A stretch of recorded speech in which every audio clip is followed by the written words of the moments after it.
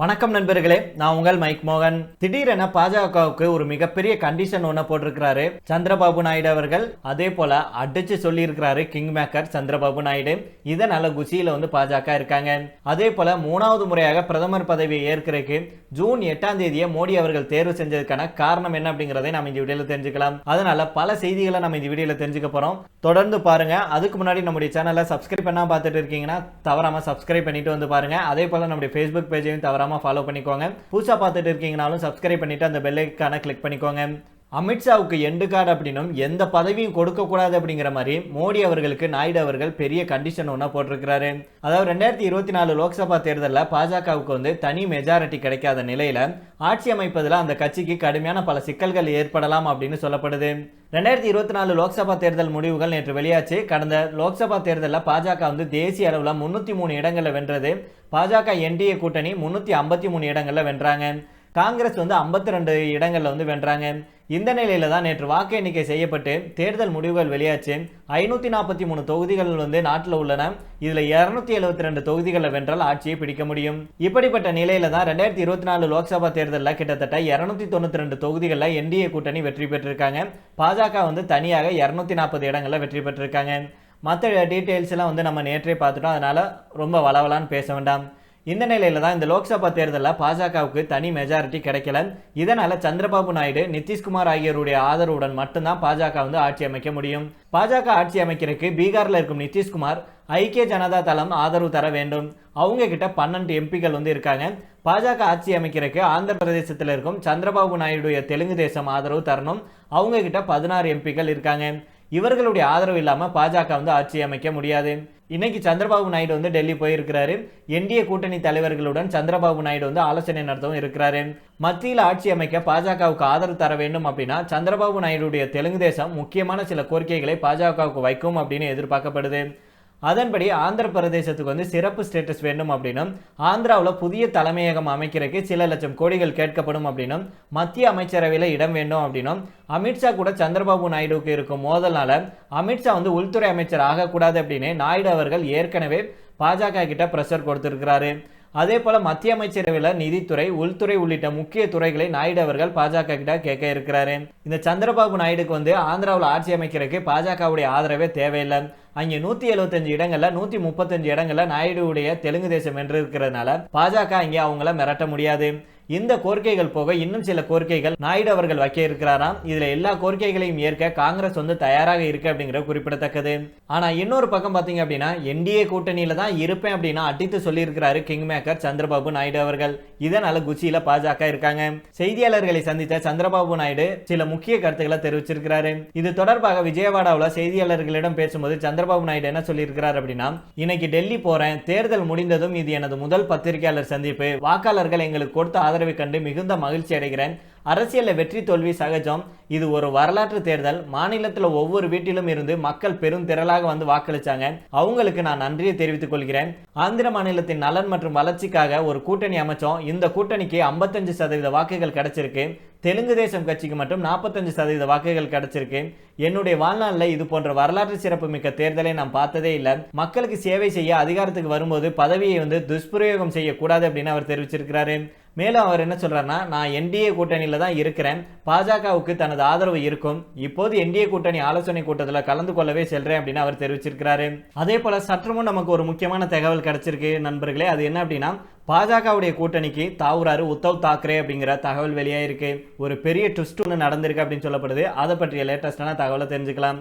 லோக்சபா தேர்தலில் யாருக்கும் பெரும்பான்மை கிடைக்காத நிலையில இன்னைக்கு டெல்லியில பாஜக கூட்டணி மற்றும் இந்தியா கூட்டணி கட்சிகள் முக்கிய ஆலோசனையை நடத்துறாங்க. இந்த நிலையில தான் இந்தியா கூட்டணியில இருக்கும் உத்தவ் தாக்கரே இந்த மீட்டிங்கை புறக்கணிக்க உள்ளதாக அறிவிக்கப்பட்டிருக்கு. இதனால அவர் மீண்டும் பாஜக கூட்டணிக்கு தாவுகிறாரா அப்படிங்கிற பெரிய கேள்வி எழுந்திருக்கு.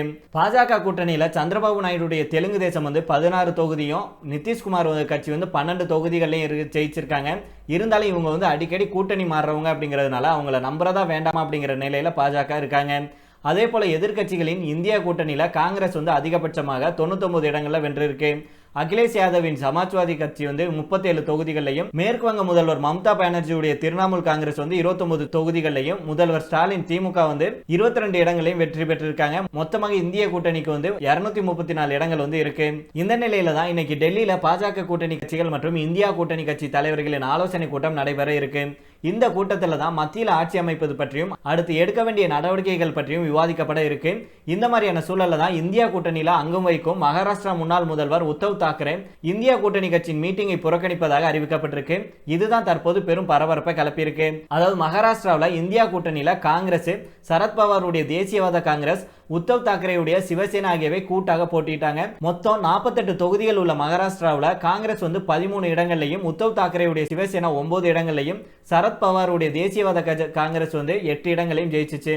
இதன் மூலம் இந்தியா கூட்டணி 30 இடங்களை கைப்பற்றினாங்க. மீதம் இருக்கும் 12 இடங்கள்ல பாஜக வந்து 13 சீட்டும், முதல்வர் ஏக்நாத் சிண்டேவுடைய சிவசேனா 7 சீட்டும், அஜித் பவாருடைய தேசியவாத காங்கிரஸ் 1 இடங்களையும் வெற்றி பெற்றாங்க. இந்த நிலையில தான் உத்தவ் தாக்கரே திடீரென இந்தியா கூட்டத்தில் பங்கேற்க போவதில்லை அப்படின்னு அறிவிச்சிருக்கிறது சந்தேகங்களை ஏற்படுத்தியிருக்கு. அதாவது அவர் பாஜக கூட்டணியுடைய பக்கம் சாய்கிறாரா அப்படிங்கிற கேள்வியை எழுப்பியிருக்கு. ஏன் அப்படின்னா மகாராஷ்டிராவில் உத்தவ் தாக்கரேவுக்கு காங்கிரஸ் கட்சி மீது கடுமையான கோபம் இருக்கு. சில தொகுதிகளில் உத்தவ் தாக்கரே இருக்கார்ல, இவருடைய வேட்பாளர்கள் போட்டியிட்ட இடங்கள்ல காங்கிரஸ் வந்து சரியாக பணி செய்யல அப்படின்னு சொல்லப்படுது. இதனால அவருடைய வேட்பாளர்கள் தோல்வி அடைஞ்சிருக்காங்க. மேலும் உத்தவ் தாக்கரே இந்தியா கூட்டணியை புறக்கணித்து பாஜக பக்கம் சாயிறாரா அப்படிங்கிற பெரிய கேள்வி எழுந்திருக்கு. இது மட்டும் இல்லாம உத்தவ் தாக்கரேவுக்கு பாஜக ஒன்றும் புதிய கட்சி இல்லை. பாஜகவுக்கும் உத்தவ் தாக்கரேவுக்கும் நெருக்கமான தொடர்பு இருக்கு. இரண்டு கட்சிகளும் தான் மகாராஷ்டிராவில் தொடர்ந்து கூட்டணியில் இருந்துட்டு வந்தாங்க. கடந்த 2019 மகாராஷ்டிராவில் நடந்த சட்டசபை தேர்தலில் இருவரும் கூட்டணி அமைச்சு ஆட்சியை பிடிச்சாங்க. ஆனா உத்தவ் தாக்கரே முதல் 2.5 ஆண்டு முதல்வர் பதவி கேட்டாரு, பாஜக கொடுக்க மறுத்தாங்க. இதனால உத்தவ் தாக்கரே காங்கிரஸ் மற்றும் சரத்பவாருடைய தேசியவாத காங்கிரசுடன் கூட்டணி அமைச்சு பாஜக இல்லாத ஆட்சியை அமைத்து முதல்வரானாரு. 2.5 ஆண்டு இந்த ஆட்சி நடந்துச்சு. அதுக்கப்புறம் சிவசேனாவில் ஏக்நாத் சிண்டே தலைமையில எம்எல்ஏக்கள் போர்க்கொடி தூக்கி கூட்டணி ஆட்சிக்கான ஆதரவை வாபஸ் பெற்றாங்க. இதனால உத்தவ் தாக்கரே முதல்வர் பதவியை ராஜினாமா செஞ்சாரு. அதுக்கப்புறம் ஏக்நாத் சிண்டே அணியினர் பாஜகவுடன் சேர்ந்து மகாராஷ்டிராவில் கூட்டணி ஆட்சியில் அமர்ந்தாங்க. ஏக்நாத் சிண்டே முதல்வராக செயல்பட்டு வர்றாரு. அதோடு சிவசேனா 2ஆக உடைஞ்சிச்சு. இதற்கு பாஜக தான் முக்கிய காரணம் அப்படின்னு உத்தவ் தாக்கரே குற்றம் சாட்டியிருந்தாரு. மேலும் எம்எல்ஏக்கள், எம்பிக்களின் ஆதரவின் அடிப்படையில் உண்மையான சிவசேனா ஏக்நாத் சிண்டே தான் அப்படின்னு அதிகாரப்பூர்வமாக அறிவிக்கப்பட்டுச்சு. இதனால உத்தவ் தாக்கரே சிவசேனா என்ற பெயர்ல தனி அணியாக செயல்பட்டு வரும் நிலையில காங்கிரஸ் சரத்பவாரின் தேசியவாத காங்கிரசுடன் கூட்டணி அமைச்சு 9 லோக்சபா தொகுதிகளில் வென்ற நிலையில தான் இன்றைய இந்தியா கூட்டணி கூட்டத்தில் அவர் பங்கேற்கவில்லை அப்படின்னு அறிவிக்கப்பட்டிருக்கிறது. இப்போ அதிர்ச்சியை ஏற்படுத்தியிருக்கு. அதனால பொறுத்திருந்து பார்ப்போம் நண்பர்களே. அதே போல கிங் மேக்கர் சந்திரபாபு நாயுடு வந்து சில நிபந்தனைகளை வந்து பாஜக கிட்ட வச்சிருப்பதாக சொல்லப்படுது. நம்ம ஏற்கனவே கூட இந்த செய்தியில பார்த்திருந்தோம். அதாவது ஆந்திராவுடைய வளர்ச்சி பணிகளில் கவனம் செலுத்த ஆந்திராவுக்கு வந்து சிறப்பு அந்தஸ்து வழங்க வேண்டும் அப்படிங்கிறத சந்திரபாபு நாயுடு தொடர்ந்து வலியுறுத்திட்டு வந்தாரு. இருந்தாலும் மத்திய அரசு கடந்த 10 ஆண்டுகளாகவே இதற்கு செவிசாய்க்கல. இதற்கிடையில தான் இப்போது பாஜக ஆட்சி அமைக்கிறதுக்கு ஆதரவு தர வேண்டும் அப்படின்னா ஆந்திராவுக்கு உடனடியாக சிறப்பு அந்தஸ்து தர வேண்டும் அப்படின்னு சந்திரபாபு நாயுடு நிபந்தனை விதிப்பதாக தகவல் வெளியாயிருக்கு. 2வது நிபந்தனை என்ன அப்படின்னா சபாநாயகர் பதவியை விட்டு தர வேண்டும் அப்படின்னு சந்திரபாபு நாயுடு நிபந்தனை விதிப்பதாக சொல்லப்படுது. பொதுவாக லோக்சபாவில் எந்த ஒரு கட்சிக்கும் பெரும்பான்மை இல்லாத இது போன்ற சூழல் ஏற்படும் போது சபாநாயகர் பதவி முக்கியமானதாக இருக்கும். ஏன் அப்படின்னா அவையில முக்கிய முடிவுகள் எல்லாம் எடுக்கும் அதிகாரம் சபாநாயகருக்கு இருக்கும். இதன் காரணமாக தான் சபாநாயகர் பதவி தங்களுக்கு தேவை அப்படின்னு அவர் வலியுறுத்தி இருக்கிறாரு. இது தவிர மத்திய அமைச்சரவையிலையும் சில முக்கிய துறைகளை நாயுடு தரப்பு கேட்குதாம். குறிப்பாக சுகாதாரத்துறையை கேட்கிறாங்களாம். ஜேடியு கட்சியை விட அதிக எம்பி சீட் இருக்கிறதுனால தங்களுக்கு நிதிஷ் கட்சியை விட அமைச்சரவையில் கூடுதல் இடங்கள் தேவை அப்படிங்கிற கண்டிஷன் போடுவதாக தகவல் வெளியாயிருக்கு.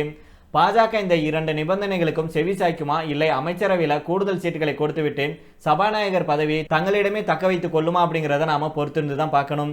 அதே போல 3வது முறையாக பிரதமர் பதவியை ஏற்க ஜூன் 8ஆம் தேதியை மோடி தேர்வு செஞ்சதுக்கான காரணத்தை சொல்லியிருக்காங்க. ஜூன் 8ஆம் தேதி பிரதமராக மீண்டும் மோடி அவர்கள் பதவி ஏற்க உள்ளதாக அறிவிக்கப்பட்டிருக்கு. பிரதமர் மோடி அவர்கள் 8ஆம் தேதியை வந்து தேர்வு செய்யறதுக்கு பின்னாடி முக்கியமான சில காரணங்கள் இருக்கு. பிரதமர் மோடி அவர்கள் வந்து 17/9/1950 பிறந்தாரு. அவருடைய பிறப்பு எண் வந்து 8. மொத்தமாக அவரின் பிறப்பு நாளின் கூட்டுத்தொகை வந்து 5. எண் கணிதம் படி அவருக்கு நல்ல எண்கள் அப்படின்னு ஜோசியர்கள் சொல்றது என்னன்னா 8, 1, 3, 5 மற்றும் 6. நம்பர் 8 போலவே அவருடைய வாழ்க்கை எப்போதும் தீவிரமானது, எப்போதும் எக்ஸ்ட்ரீம் எல்லையில இருக்கக்கூடியது. 8 வந்து மிகவும் கவர்ச்சிகரமான எண் அப்படின்னும் இது பலரால் அஞ்சப்படுது, சிலரால விரும்பப்படுது. அவர் இது தனக்கு ராசியான எண் அப்படின்னு தீவிரமாக நம்புறாரு. 2014 மோடி அவர்கள் மே 26ஆம் தேதி பதவியேற்றாரு. இதனுடைய கூட்டுத்தொகை பார்த்தீங்கன்னா 8. இந்த நிலையில தான் மீண்டும் 8ஐ வந்து மனதில் வைத்து மோடி பதவியேற்க இருக்கிறாரு. அதனால மீண்டும் 3வது முறையாக இந்தியாவுடைய பிரதமராக திரு நரேந்திர மோடி அவர்கள் பதவியேற்க இருக்காங்க.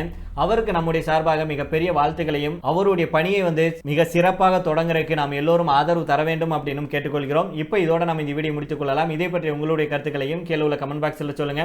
மீண்டும் நாளை வேற ஒரு செய்திகளுடன் உங்களை சந்திக்கிறேன். நன்றி, வணக்கம்.